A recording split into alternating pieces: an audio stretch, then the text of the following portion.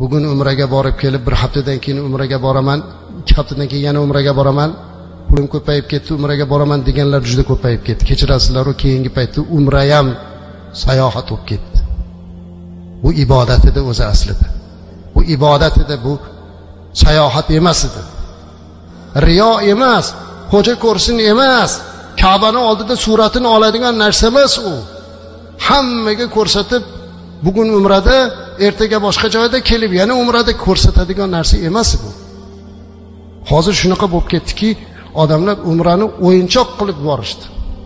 Kechirasizlar, shu darajada haddimizdan oshibmizki, ba'zi bir o'ziga to'q puldor birodarlar umra navbat qilib gap beradigan bo'libdi. Bu keyingi oy sizning navbatingiz, siz gapni berasiz desa, gapni qayerda berar ekan? Umrada berar ekan. Astagfirulloh. Shunaqa bo'lib ketdi. Endi men mana bu hadisni eslatmoqchiman. Aziz birodar, siz bitta musulmonni, bitta hamyurtingizni, bitta faqirni, bitta miskinni holini chiqarish uchun bir yurib qo'ying. Bir oy Rasululloh sallallohu alayhi vasallamda masjidlarda e'tikof o'tirgan savobini olasiz. Mana sizga taklif.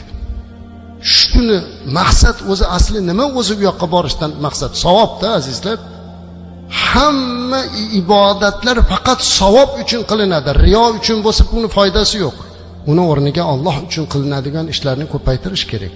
Ammo Rasulimiz alayhissalom bir gap aytdilar. Men bir birodarning, bir musulmon birodarni hojatini chiqarish uchun, uni ravo qilishlik uchun yurishim, o'shini bir harakat qilishim dedilar. Mana bu Masjid-i Nabaviyda bir oy e'tikof o'tirganimdan ko'ra yaxshiroq dedilar. Mahalla ko'ylarda kambag'al mana shu yetimlarni ko'rganimizda ularni e'tiborimizni yanada kuchaytirishimiz kerak.